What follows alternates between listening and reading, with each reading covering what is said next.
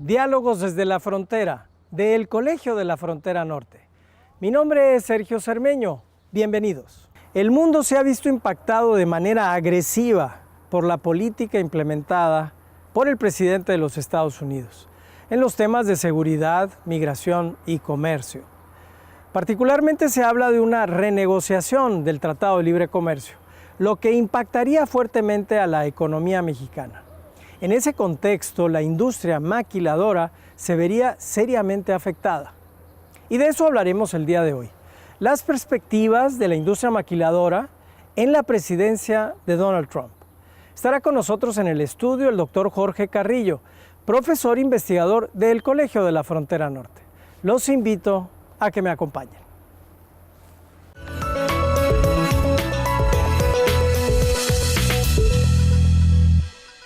Bienvenidos a Diálogos desde la Frontera. El día de hoy conversaremos con el doctor Jorge Carrillo y el tema que nos ocupa es la industria maquiladora en la administración de Donald Trump. Jorge, bienvenido a Diálogos. ¿Qué tal? ¿Cómo estamos? Aquí, Muy gracias bien. por la invitación. Muchas gracias. Jorge, tú eres un especialista en este tema, has venido estudiando el tema de la industria en general y en particular la industria maquiladora, pues en los últimos años. En tus trabajos hablas de 4 etapas que tú les llamas 4 generaciones. ¿Nos puedes hablar de esas 4 generaciones? Sí, mira, la industria maquiladora de exportación en México tiene pues más de 50 años, más o menos, redondeando.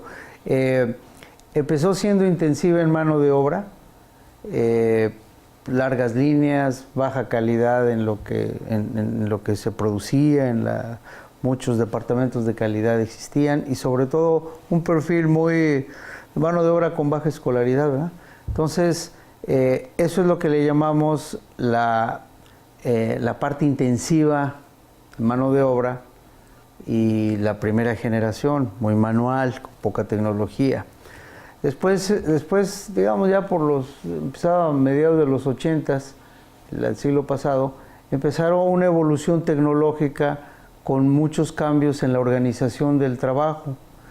Y es toda una etapa que, pues depende cómo la llamemos, pero muchos le llaman la japonización, digamos, de la industria, en donde las mejores prácticas organizacionales empiezan a entrar en las empresas maquiladoras junto con procesos de automatización. Entonces, una convergencia de organización, tecnología blanda y tecnología dura.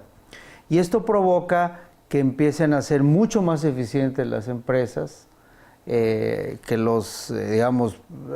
algunos procesos que eran muy intensivos en mano de obra, peligrosos incluso por las soldaduras, los micros con los ojos, etcétera, desaparecen prácticamente y son automatizados.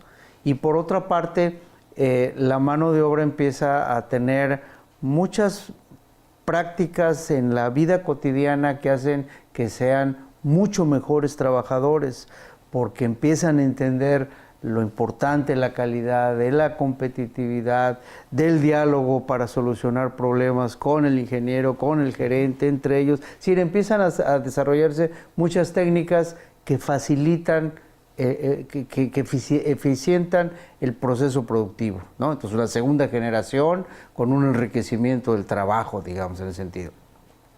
Luego viene mediados de los 90, empieza otro cambio muy fuerte, que es la relocalización de actividades de investigación, de I+D, de actividades de diseño, investigación, desarrollo, de las matrices, principalmente Estados Unidos, pero de otros lados, hacia México. O sea, no que trasladen todo, trasladan capacidades, ¿no? Y entonces empiezan a desarrollarse lo que se conoce dentro de la industria como centros técnicos.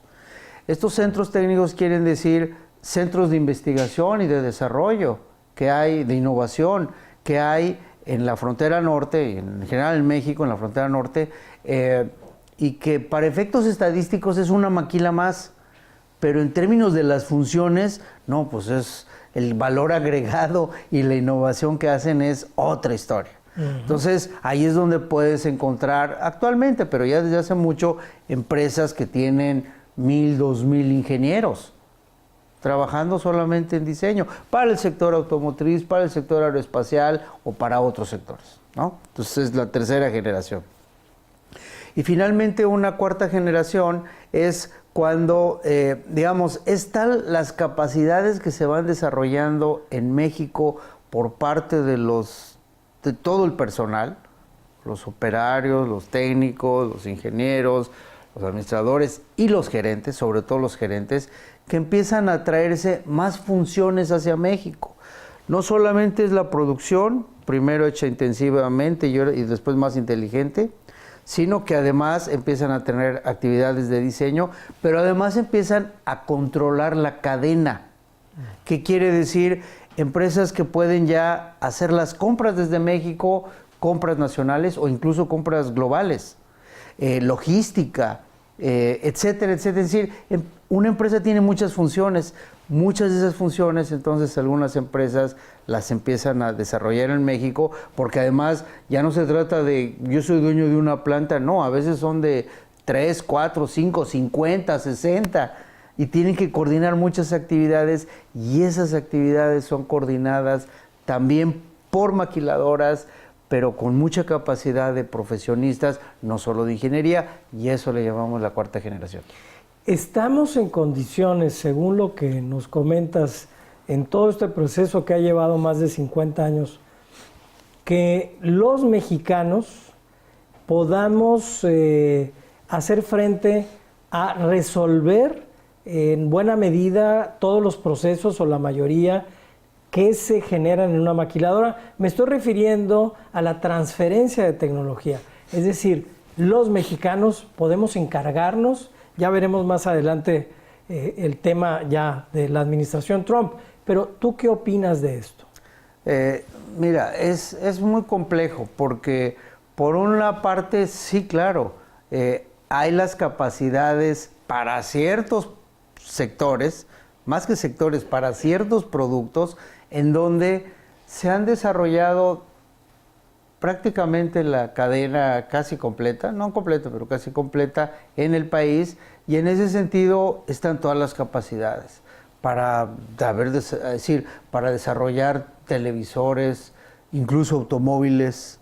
Hay quienes consideran que México tiene ya ciertas capacidades como para casi desarrollar avión, ¿no? Un avión. Es decir, entonces, por una parte sí, pero por otra parte, digamos, más que decir no, es una situación muy compleja porque la cadena no es solo producir, es jalar todo lo que implica para producir algo y luego toda la infraestructura que se requiere para mantenerte en el mercado y toda la distribución, y entonces es una cadena muy compleja. Y el tema de la inversión. No es un asunto el tema de la inversión, no es un asunto solamente de, ¿tenemos la capacidad de hacer un auto eléctrico? Sí, claro. ¿Tenemos la capacidad de hacer un avión en México? Sí, claro. Sí, pero tenemos las compañías, ¿a quién la se infraestructura. Lo vas a vender? No, pero no solo es vender, sino es, ¿sí me explico? Son cadenas muy sólidas, muy fuertes, y bueno, ahí en esa parte sí estamos con más problemas. Ahora, depende el sector y el producto. Hay productos que sin ninguna duda estamos en perfectas condiciones, como es el alimentos, Bimbo, etcétera, pero hay otros que no, ¿verdad? Entonces, la transferencia de tecnología sí se ha dado. ¿Cómo se ha dado? Porque no solamente te enseñan a producir algo específico, sino te enseñan, como dije, mucho de la organización, mucho de las mejores prácticas. Entonces, los niveles de gerencia de ingeniería en México se han desarrollado a tal nivel que son, en general, digamos, no es que sea todos, pero en general, están al parejo de cualquier lugar del mundo, ¿sí? Con diferencia de que tenemos costos menores. Claro. Para los de mano de obra barata y para los de mano de obra altamente calificada. Vamos a ir a un breve corte, Jorge. No se vaya, estamos hablando de la industria maquiladora y la administración de Donald Trump. Regresamos.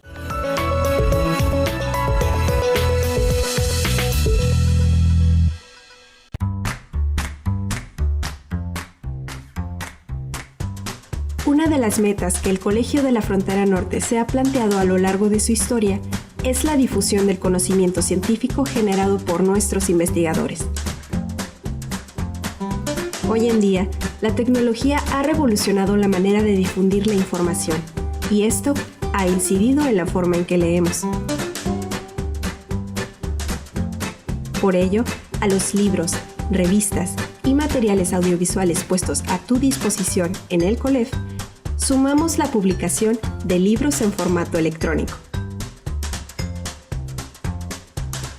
lo que significa que podrás descargar y leer libros desde cualquier lugar a través de dispositivos móviles.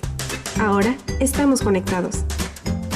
Explora nuestros ebooks y catálogo de publicaciones en www.colef.mx/librería.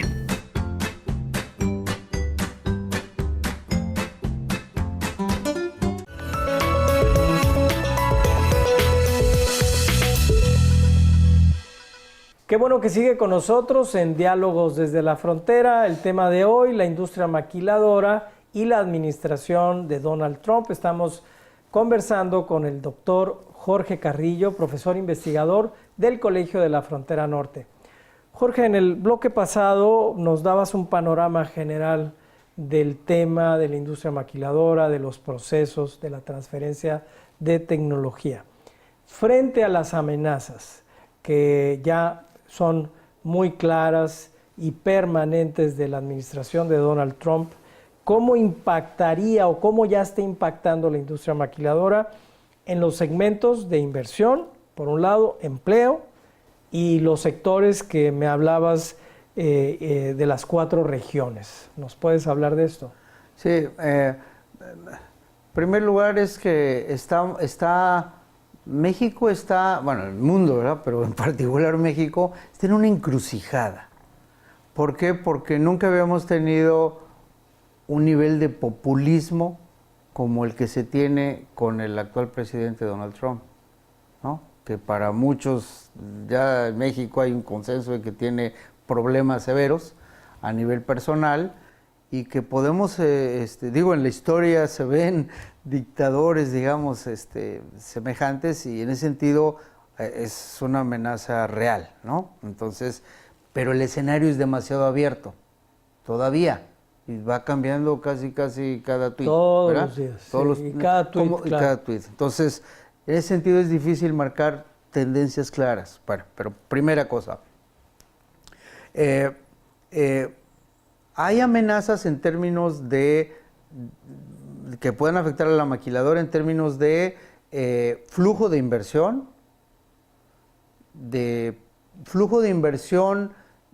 nuevas inversiones, flujo de inversión de aumentar la capacidad instalada, porque mucha de la inversión es así, lo que ya tienes siguen invirtiendo, y la otra es que esa es también muy fuerte, quizás la más fuerte, es que cambien el régimen arancelario.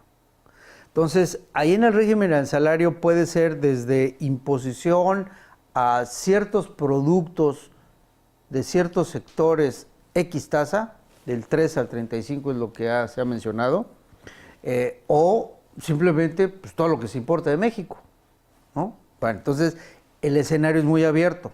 Porque no es lo mismo meterle 3% a ciertas, decir 3% a los autos terminados, que 35% a los autos y a los esto y a los o a todo, porque exportamos muchas cosas, en electrónica, en aeroespacial, en cuestiones médicas, en ropa, en zapatos, en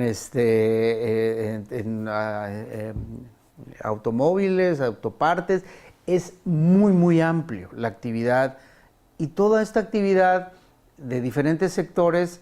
Antes se hablaba de la maquila, se sigue hablando de la maquila, pero ya desapareció como término, digamos.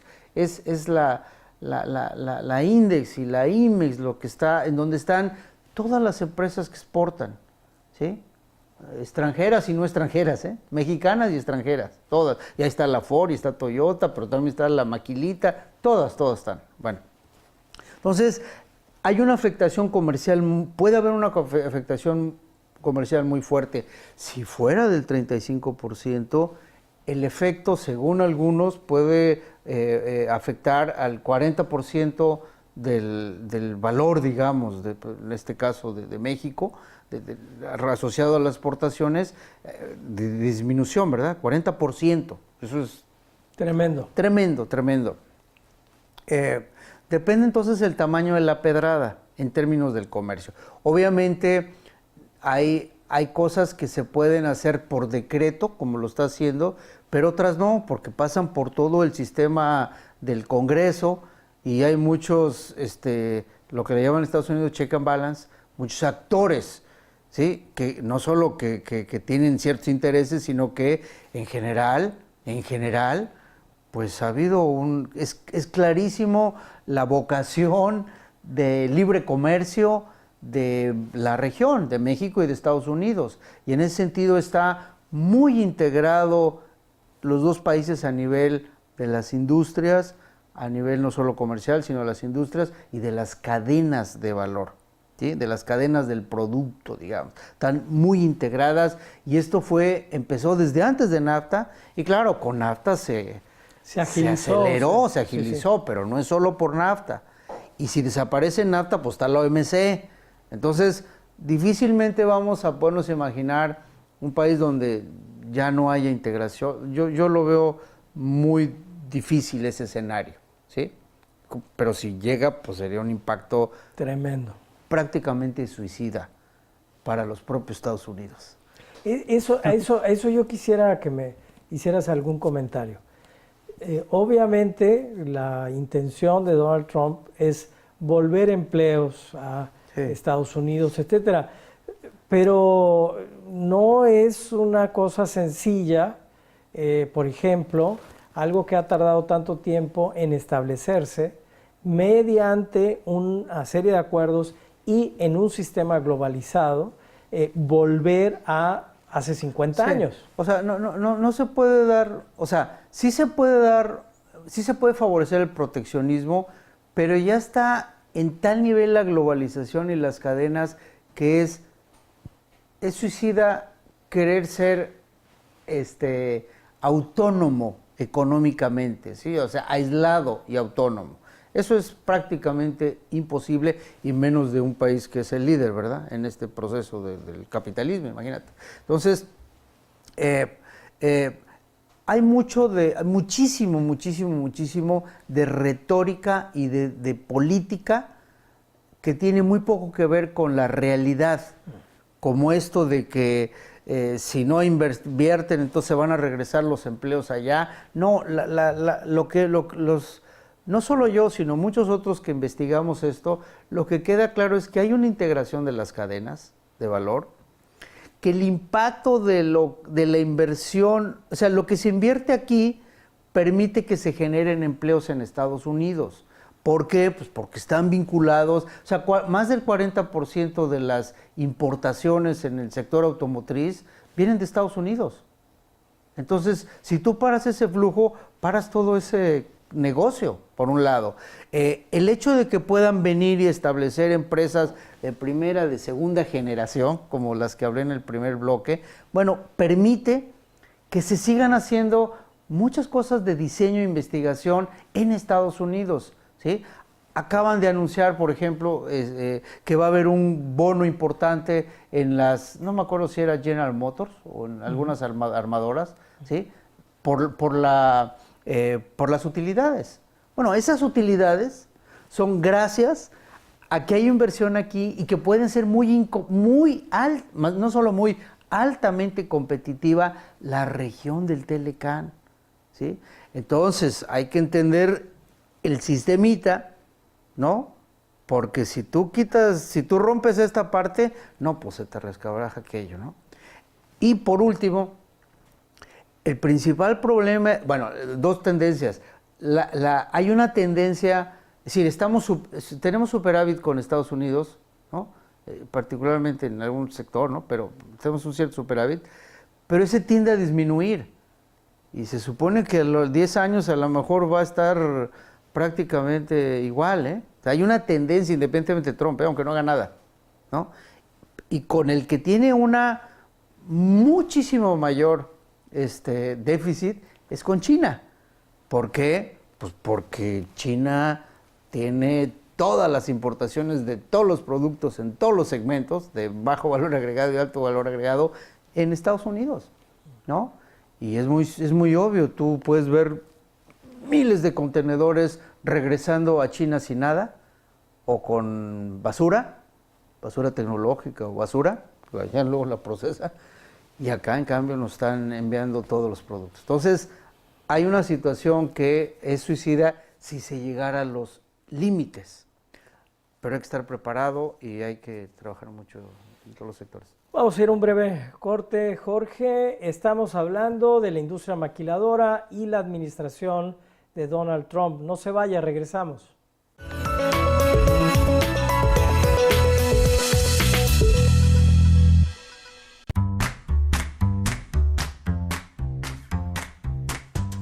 Una de las metas que el Colegio de la Frontera Norte se ha planteado a lo largo de su historia es la difusión del conocimiento científico generado por nuestros investigadores.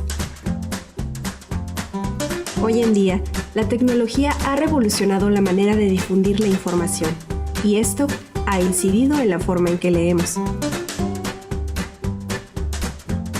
Por ello, a los libros, revistas y materiales audiovisuales puestos a tu disposición en el COLEF, sumamos la publicación de libros en formato electrónico,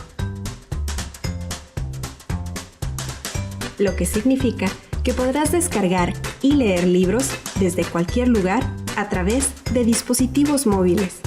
Ahora estamos conectados. Explora nuestros ebooks y catálogo de publicaciones en www.colef.mx/librería.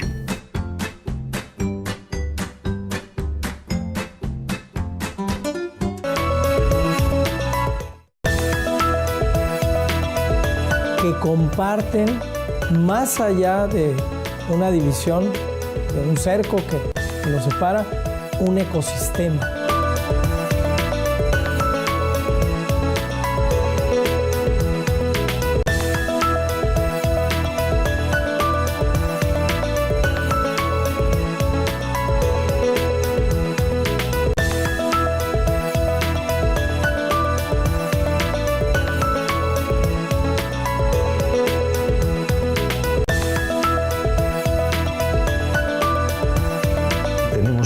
Una economía donde los países emergentes y en desarrollo son los que están haciendo de locomotora.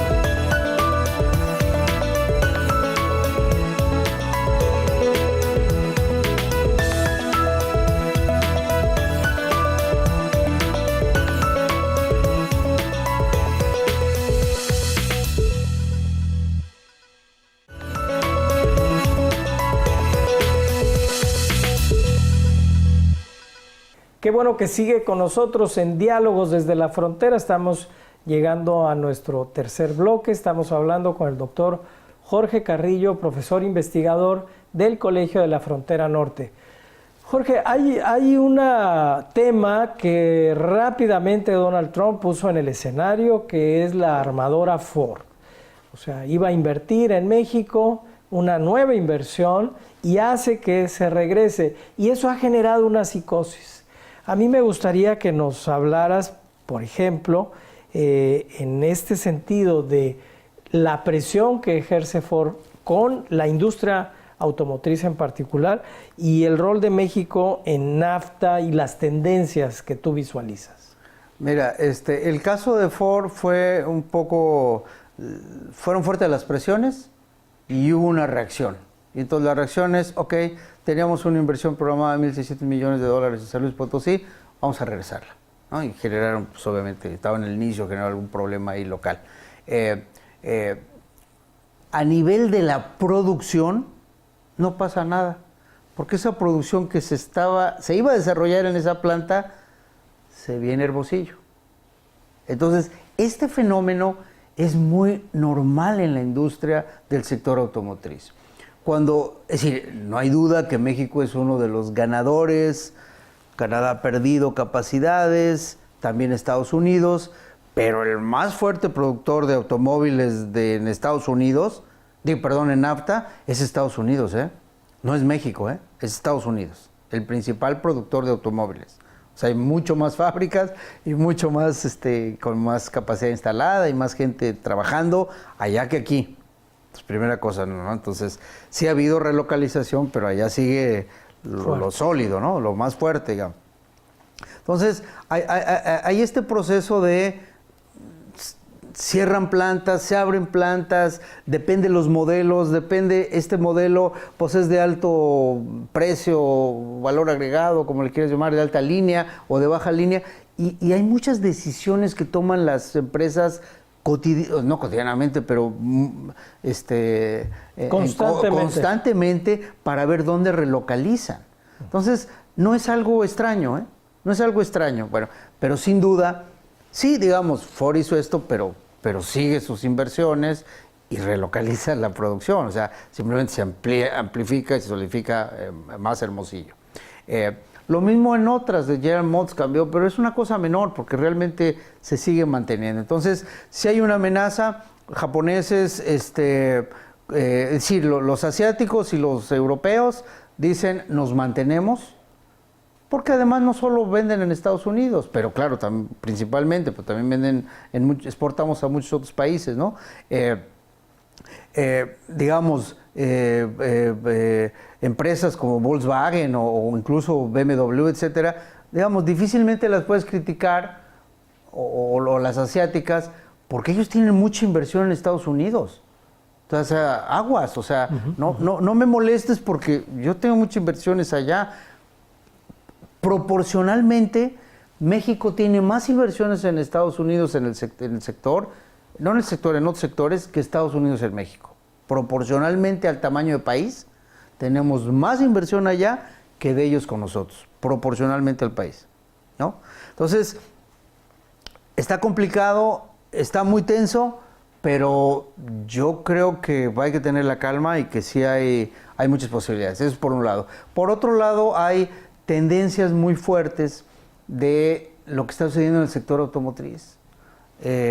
Fundamentalmente puedes llamar la industria 4.0, en donde viene el auto eléctrico, el auto autónomo, el Internet de las cosas, qué sé yo, la fábrica del futuro, prácticamente todo interconectado. O sea, hay muchas tendencias y empresas están metidísimas, no solo las automotrices, las de servicio, el Google y Tesla y Amazon y Uber y etcétera, etcétera, etcétera. O sea, es un momento súper importante en la innovación. Bueno, entonces eso tiene que ver con las empresas en México. ¿Por qué? Pues porque también tienen que entrarle al juego, tienen que participar. Hay tres tendencias fundamentales en el sector automotriz que son, tú quieres un auto seguro, ¿no? Un auto seguro en el términos de que los accidentes y todo esto, ¿no? Un auto eficiente, que no esté dañando que no esté dañando la ecología, y un auto, digamos, confortable en el sentido de todo el entretenimiento tecnológico. Esas grandes tendencias son las que están marcando la pauta, y en ese sentido México está haciendo muchas cosas también. Entonces se está preparando, pero digamos hay una tendencia tecnológica, estructural. México tiene capacidades, hay que seguir desarrollando, y está la otra tendencia proteccionista que está afectando inversiones o puede afectar inversiones. Jorge, te agradezco mucho tu presencia en Diálogos. Espero Gracias. que sigamos conversando de este y otros temas. Encantado, Muchísimas gracias. Encantado, un placer. Hasta luego. Y a ustedes lo esperamos en otro Diálogos desde la Frontera. Mismo canal, misma hora. Hasta entonces.